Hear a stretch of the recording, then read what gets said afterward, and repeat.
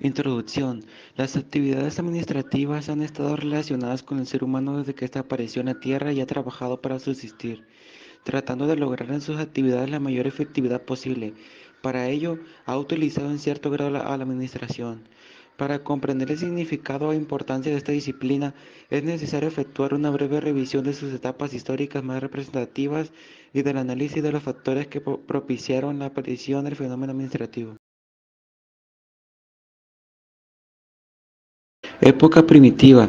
El hombre siempre ha trabajado para subsistir, procurando ejercer sus actividades con la mayor efectividad posible, es decir, aplicando la ley de oro de la administración, que consiste en obtener los máximos resultados con el mínimo esfuerzo. En la época primitiva, en medida que las actividades iban volviéndose más difíciles, el hombre comenzó a trabajar en grupo. Es así como surgió de manera incipiente la administración, como una asociación de esfuerzos para lograr un fin determinado que requería de la participación de varias personas. Los miembros de la tribu trabajaban en actividades de caza, pesca y recolección. Los jefes de familia ejercían autoridad para tomar las decisiones de mayor importancia. Existía la división primitiva del trabajo originada por la diferente capacidad de los sexos y las edades de los individuos. Con el uso adecuado de los suelos, el hombre primitivo desarrolló las prácticas agrícolas y cesó de vagar por el campo cazando y recolectando. De este modo, arribó a la existencia sedentaria y a la construcción de pequeñas villas. Este nuevo concepto de organización social generó nuevas necesidades, tales como un método y una técnica elementales para manejar los negocios comunes del grupo. A medida que dichas villas crecieron, la aparición de la figura de los primeros administradores también aumentó y se desarrolló. Llegaron a ser sacerdotes, reyes, ministros, además acumularon riqueza y poder en sus sociedades. Los problemas típicos para estos administradores de las primitivas sociedades fueron seguramente las tributaciones, la utilización eficiente de recursos, la división del trabajo, los arreglos y acuerdos comerciales y la conducción de la guerra y la paz. Periodo agrícola. Esta época se caracterizó por la aparición de la agricultura, en la cual hizo el hombre sedentario, por lo que se necesitó coordinar mejor sus esfuerzos para la siembra y almacenamiento de las cosechas. Prevaleció de la división de trabajo por edad y sexo, se acentuó la organización social de tipo patriarcal.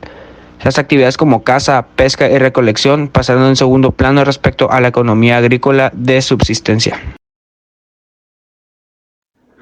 Antigüedad grecolatina.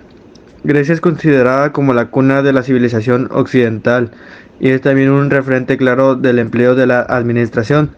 En Grecia surge la democracia, además que fue la cuna de la filosofía, la medicina, la historia, las matemáticas, la astronomía, las bellas artes, la ingeniería y el derecho, y la administración. Los grandes avances de Occidente se atribuyen en gran parte a esa cultura. Época feudal, Edad Media. Durante el feudalismo, las relaciones sociales se caracterizaron por un régimen de servidumbre. La administración interior del feudo estaba sujeta al criterio del señor feudal, quien ejercía un control sobre la producción del siervo.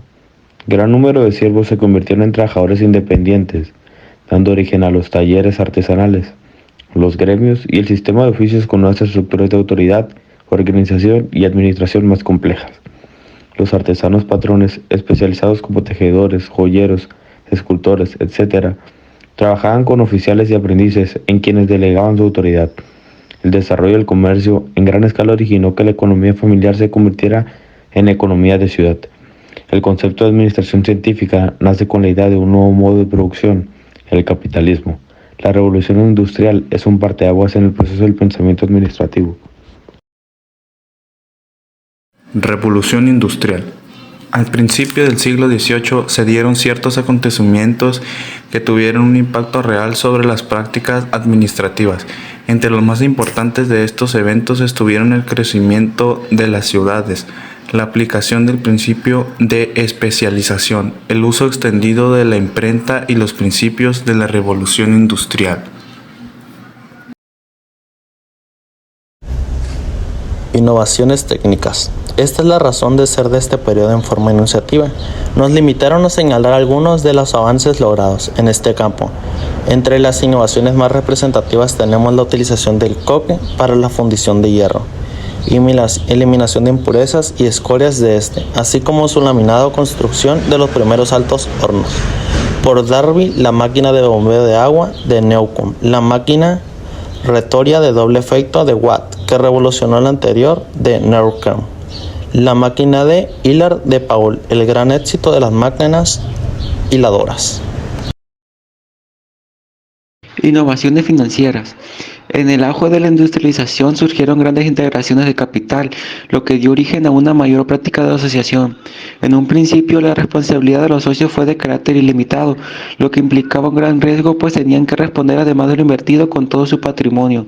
Esto hacía más difícil encontrar socios y obligaba al industrial a hipotecar su fábrica con algún terrateniente, clérigo o abogado, pagando un interés del 5%. Aston, la revolución industrial. Se inicia el ahorro bancario, el mayor uso de seguros y el verdadero desarrollo de la bolsa de valores. El desarrollo de las nuevas formas de organización capitalista, la firma de socios solidarios, formas típicas de organización comercial cuyo capital proviene de las grandes ganancias obtenidas, capitalismo industrial, y que toman parte activa en la dirección de los negocios, dieron lugar al llamado capital financiero. Siglo XX se caracteriza por un gran desarrollo tecnológico e industrial y consecuentemente por la consolidación de la administración. A principios de este siglo surge la administración científica, siendo Frederick Winslow Taylor su iniciador. De ahí en adelante, multitud de autores se dedican al estudio de esta disciplina, como es el caso de Henry Ford, quien sistematizó la producción mediante líneas de ensamble y la clasificación de productos aceptables y no aceptables, lo que originó la aparición del Departamento de Control de Calidad en las fábricas. La administración se torna indispensable en el manejo de cualquier tipo de empresa, ya que a través de aquella se logra la obtención de la eficiencia, la optimización de los recursos y la simplificación del trabajo. En la actualidad, la administración se aplica en cualquier actividad organizada, desde la realización de un evento deportivo hasta el lanzamiento de un cohete interespacial, siendo indescriptible para el buen funcionamiento de cualquier organismo social. Siglo XXI inicia con grandes avances tecnológicos y científicos. Se caracteriza por la globalización de la economía, la existencia y proliferación de todo tipo de empresas, y múltiples estilos de gestión y avances administrativos, debido a las plantas robotizadas, lo cual provoca que la administración resulte imprescindible para lograr la competitividad. Aunque la tecnología del Internet fue desarrollada desde mediados del siglo XX, su impacto se ha consolidado mayormente en las últimas décadas. Gracias al Internet se potencializaron los esquemas de negocio, ya que es una herramienta muy poderosa que proporciona una conexión multimodal, rompiendo las barreras de espacio y tiempo, permitiéndonos estar conectados en todo momento y desde cualquier lugar, lo que permite que las gestiones administrativas de los negocios actuales puedan darse de manera presencial o en línea, dando origen al e-commerce. Antecedentes históricos de la administración de México. México es una de las comunidades más antiguas del continente americano, un país con muchas raíces históricas. Dentro de su territorio se han generado y desarrollado pueblos sorprendentes, que han sido esclavizados por razas más civilizadas y modernas, y ha logrado más de una vez su libertad e independencia. Es pertinente dedicarle más espacio y detenimiento a la época del Porfiriato, ya que en esta nuestro pueblo despierta el letargo científico, técnico y social. En ella se crea una revolución industrial en nuestro país, nacen nuevas prácticas de tributación financiera y se desprende un desarrollo en todos los renglones económicos del país. Época precolombina. Los aztecas se establecieron en el Valle de México. Esta cultura fue conformada por 7 tribus nahuatlacas: xochimilcas, xalcas, tepanecas, acohuas, tlahuicas, tlaxtecas y mexicas. En la sociedad azteca se apreciaban 3 clases: los nobles, que administraban el Estado y la religión, hacían la guerra y cobraban tributos; los comerciantes, los artistas y los artesanos, que poseían bienes propios y no pagaban tributos; y los tributarios, que no poseían bienes, solo disfrutaban de los productos de la tierra y eran la mayoría.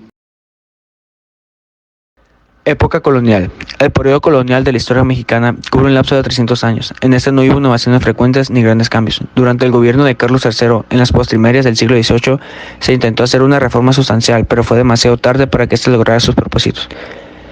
En cambio, se convirtió en uno de los factores de participación en el movimiento de la independencia. Así, el ocaso del Imperio Español se caracterizó por instituciones académicas que se habían desarrollado en México durante los primeros 50 años después de la conquista. México independiente. En México hubo demasiada inestabilidad financiera, con la ruptura completa de empresarios españoles y sin la comunicación alguna con Francia. México se vio la necesidad de pedir prestado a Inglaterra. De esta manera teníamos un México sin industria, ni empresas, sin dinero, ni honor, y un gobierno que oprimía cada vez más al pueblo con impuestos que no podían pagar. La Reforma, 1850-1876. La administración federal limitó su jurisdicción al Distrito Federal, mientras los estados se volvían cada vez más autónomos. El erario público, con el peso de una deuda enorme, más los gastos derivados de los esfuerzos por pacificar al país y del sostenimiento de la vida pomposo de Antonio López de Santa Anna, rápidamente agotó el dinero que había recibido de Estados Unidos como indemnización. Por último, se formaron dos partidos, el de los liberales y el de los conservadores. En este periodo se pueden mencionar hechos notables en el ramo científico, como la fundación de la primera fábrica de ácidos que hubo en México. Porfiriato.